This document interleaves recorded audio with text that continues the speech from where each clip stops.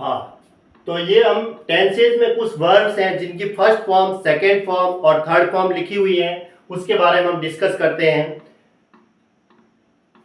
English में verbs बोलते हैं तो हिंदी में क्या कहेंगे, क्रिया है, यानी वर्ब को क्रिया कहा जाता है हिंदी में।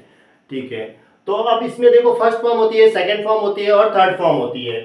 जैसे फर्स्ट LOST, लॉस्ट, लॉस्ट का मतलब होता है खोना, यानी खोना। और फर्स्ट फॉर्म लॉस हुई, सेकेंड फॉर्म लॉस्ट और थर्ड फॉर्म LOST, लॉस्ट होती है।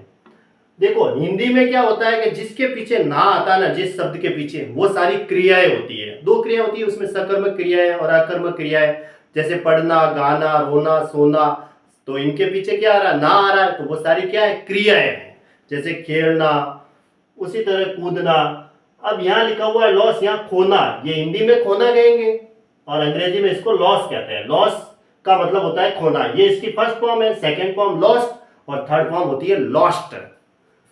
मीट का मतलब होता है मिलना, मिलने के लिए आते हैं ना, तो वहां पे मीट फर्स्ट फॉर्म हो गई MEET। हाँ, MEET, मीट मतलब मिलना। Met second form, met third form MET। Mislead, MISLEAD लिखा हुआ है। मिसलीड का मतलब होता है, फर्स्ट फॉर्म में मिसलीड, पथ भ्रष्ट करना, यानी रास्ते से भ्रष्ट कर देना, रास्ते से भटका देना, यूं। तो पथ भ्रष्ट करना, mislead first form, mislead second form और mislead third form, MISLED। Mislead है वो थर्ड फॉर्म है। मिस्टेक का मतलब होता है गलती करना। और कभी अंग्रेजी में जब भी कोई सेंटेंस लिखते हैं तो मिस्टेक के आगे एक लगता है commit a mistake, commit word लगता है, कमिट ए मिस्टेक, इनके बीच में ये आर्टिकल आता है। इडियोमेटिक फ्रेजेज है, commit a mistake, commit a crime, ये है ना। तो मिस्टेक का मतलब होता है गलती करना, सेकंड फॉर्म मिस्टूक और थर्ड फॉर्म मिस्टेकन। जैसे टेक टूक टेकन होता है ना, टेक फर्स्ट फॉर्म, टेक का मतलब लेना, टुक सेकंड फॉर्म हो गई, टेकन जो हो गई वो वर्ब की थर्ड फॉर्म हो गई।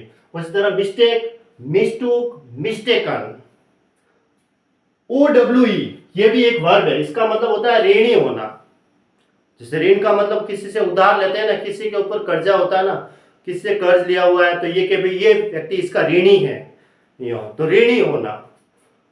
फर्स्ट फॉर्म हो गई OWE, ओ, इसका मतलब होता है ऋणी होना।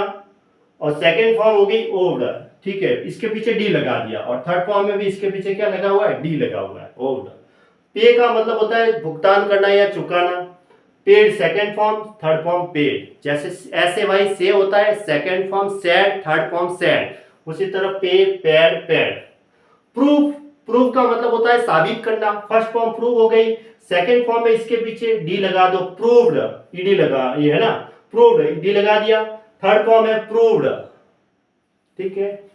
पुट का मतलब होता है रखना, लेकिन फर्स्ट फॉर्म भी पुट ही होती है, सेकंड फॉर्म भी पुट ही होती है, थर्ड फॉर्म भी क्या होती है, पुट ही होती है। क्विट, ये QUIT, क्विट होती है, इसका मतलब होता है छोड़ना। जैसे कोई काम छोड़ देना, ये फॉरसेक, गिव अप करना, अबेंडन करना, ऐसे है ना। तो क्विट का मतलब क्या होता है, छोड़ना। और सेकंड फॉर्म भी क्विट ही होती है, थर्ड फॉर्म भी क्विट ही होती है। अगर हम second form third form quoted quoted लिखे तो भी सही है, QUITTED, दोनों सही है, क्विट भी सही है और क्विटेड भी सही है। रीड का मतलब होता है पढ़ना, READ, रीड। फर्स्ट फॉर्म भी रीड, सेकंड फॉर्म भी रीड होती है, थर्ड फॉर्म भी रीड ही होती है, इसका मतलब होता है पढ़ना।